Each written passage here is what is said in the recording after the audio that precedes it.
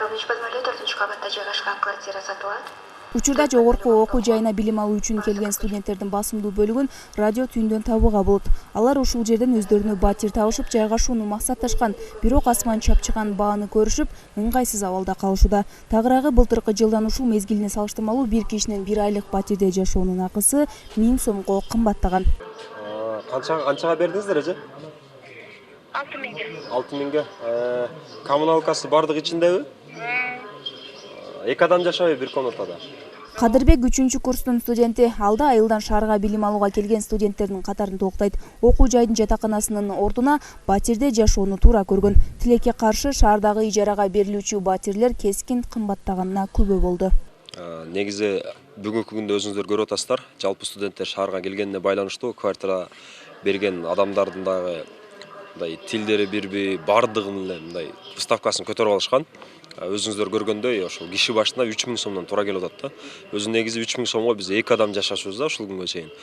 Анан бүгүнкү күндө ушул бардык услугалар ичинде ар киши башына 3000ден туура келип атат да. Ал болгону бир эле бөлмөгө да 3000 сомдончу. Окуу жайдын жатаканалары биринчиден көпчүлүк жатаканаларында шарт жок. Анан саат 9да жабылат. Көпчүлүк мынау иштеген адамдарга, наркы берки аралашып жүргөн жаштарга бул тоскоолдук берет. Анан бир жолу кечигесин, 2 жолу кечигесин, 3 жолу кечигип көчөдө калбайын, квартира издеп жүрөм да. Ал эми студенттери эң эле көп Ош мамлекеттик университети учурда студенттерди жатаканага жайгаштыруу менен кызуу иш алып барып жатышкандыгын айтат. Бул арада жатаканага чынында муктаж болгон студенттер жайгашууда. Ар бир жатаканада эпид кырдаал тыкыр көзөмөлгө алынып, студенттердин дене табы ар күн сайын өлчөнүүдө дешет. Студенттердин өздөрүнүн каалоосу менен эле жайгашышат. Эгерде студент мен муктажмын жатаканага керек десе, алыскы райондордон келгендерди, андан кийин өтө муктаж болгон студенттерди жатаканаларга жайгаштырабыз. Ар бир жатакананын негизги кирүү эшигине кирүү фильтри коюлган, жанагы дезинфекциялоочу тоннелдер деп коет го.